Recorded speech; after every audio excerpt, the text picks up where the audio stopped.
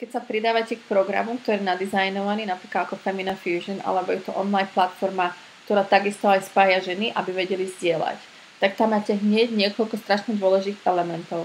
Využívate technológiu aj najlepšie know-how, aby ste mohli na sebe pracovať, aby ste si mohli robiť cvičenia alebo prechádzať cez ten program vo svojom čase na mieste, ktorý vám vyhovuje.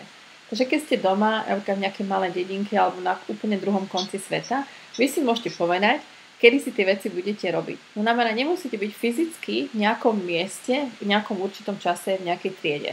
Takže máte absolútnu flexibilitu, aby ste si tie svoje materiály, aby ste sa vy na sebe pracovali vtedy, keď vy chcete, ako chcete, kde chcete.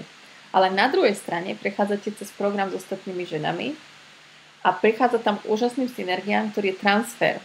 Ktorý je transfer vedomostí, ktorý je transfer skúseností, pretože keď vytvárame spoločenstvo a jedna z nás niečo vyrieši a podeli sa, ako to vyriešila, tak to nemusím riešiť ja. A ja si poviem, wow, ja mám takúto istú výzvu ako ona.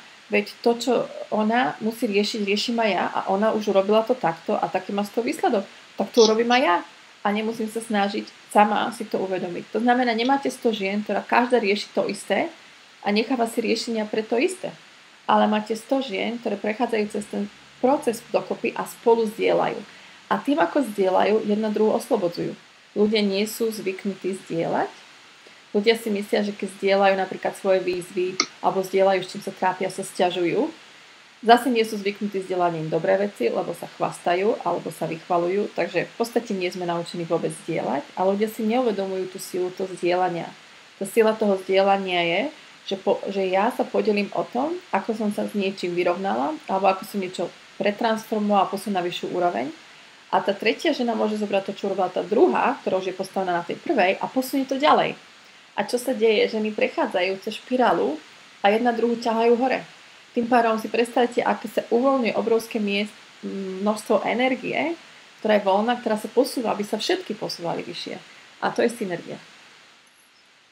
Tak ja by som vás veľmi aby ste si možno tak premysleli, aký je 5 až 10 dôležitých žien vo vašom živote.